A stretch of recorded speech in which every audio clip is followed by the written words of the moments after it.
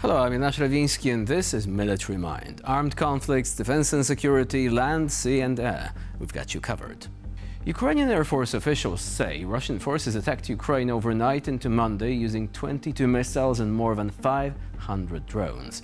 Just as Moscow continues its second consecutive week of large-scale strikes against civilian infrastructure across the country. One of the heaviest attacks hit the city of Dnipro, where 26 people were wounded. Residential apartment blocks, private homes and other civilian infrastructure were damaged in this strike. Further south, Russian forces attacked the Odessa region overnight using strike drones, damaging residential buildings and wounding 2 people. Ukraine also says Russia struck a Chinese commercial vessel in the Black Sea using a Shahed drone. The ship was operating near the Odessa region at the time of the attack. No casualties were reported. Meanwhile, in Lithuania, a Ukrainian drone was discovered in a field in the northeast of the country. Now, officials said the drone did not explode after crashing. Lithuania's armed forces added that the radar systems had not detected the UAV earlier during the day, and authorities only learned about the incident after reports from local residents. It remains unclear how the drone entered Lithuanian airspace. Analysts suggest it may have deviated from its course due to Russian electronic warfare systems, as has reportedly happened in similar incidents before. Meanwhile, Ukrainian forces carried out a large-scale drone attack on Moscow and the surrounding region over the weekend. Russian authorities say 3 people were killed and 16 wounded. 2 oil industry facilities were reportedly targeted: the Moscow oil refinery in Kapotnya and a fuel loading station for petroleum products. Fires caused by drones or falling debris broke out in several locations, including at Sheremetyevo International Airport.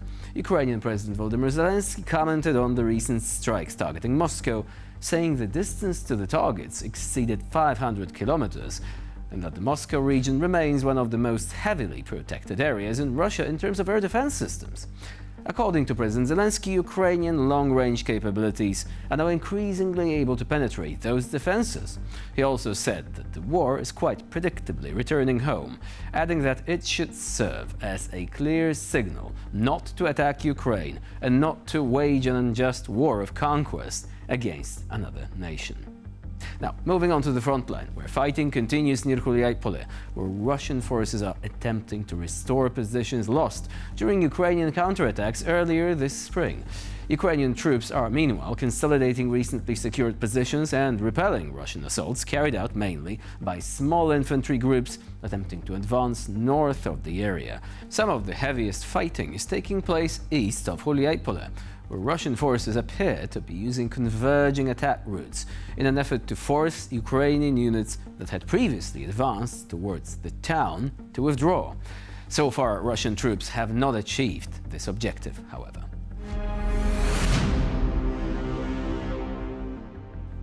Now imagine the following scenario. Ukrainian troops receive an urgent order to immediately evacuate a civilian. The man in question was bleeding profusely in the middle of a devastated town, specifically Konstantinivka. And this is a place where every meter of the street was under fire from enemy artillery. Now, for the fighters of the Lyut Brigade, this was no mere formality. It was yet another battle for life Russians were trying to wipe out. The entire rescue operation was supposed to be captured by a helmet-mounted camera, but the device shut off before the team even reached the site. And despite the lack of dramatic footage of the actual evacuation, the operation's outcome was flawless. The man was successfully evacuated from the active combat zone and handed over to medical personnel. Давай, друже, сюди. Отак маленькими перебіжками переходимо. Проводимо евакуацію. Починаємо евакуацію. Виводимо гражданського на вихід на Дружковку з Костянтинівки. Треба зараз перейти, якесь нормальне місце знайти. Перший під'їзд.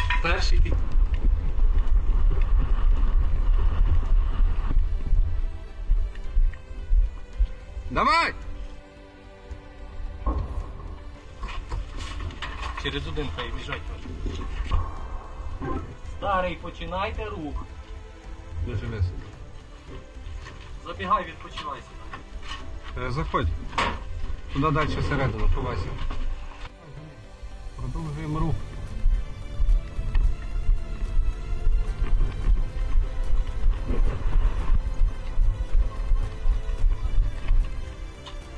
Давай, друже, сюди.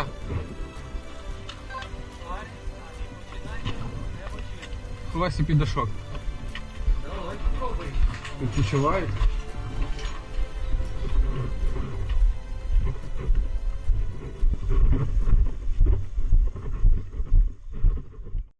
Many of our episodes contain thrilling footage of drone pilots showing off their remarkable skills, turning the tides of battle with their lightning-fast reflexes and knowledge of UAV flight dynamics. This time, however, we'll take a glance at the other end of the spectrum. In the Russian city of Ufa, a presentation of new gear attended by city officials ended with a sudden aerial assault on their own special-purpose vehicles. And plot twist, the assault in question had nothing to do with Ukraine. Now, during the presentation, the event, which featured firefighters and the mayor of the city himself, was supposed to be filmed by a drone. But everything went according to a typical Russian scenario. Apparently, either the drone had other ideas, or the operator's skills were based purely on watching a few UAV tutorials on YouTube, or whatever is available in Russia nowadays. Well, that particular platform remains blocked by the authorities. Anyway, the idea was to do an extreme close-up of the gathered crowd and the firefighting equipment, but the close-up ended being a bit too extreme.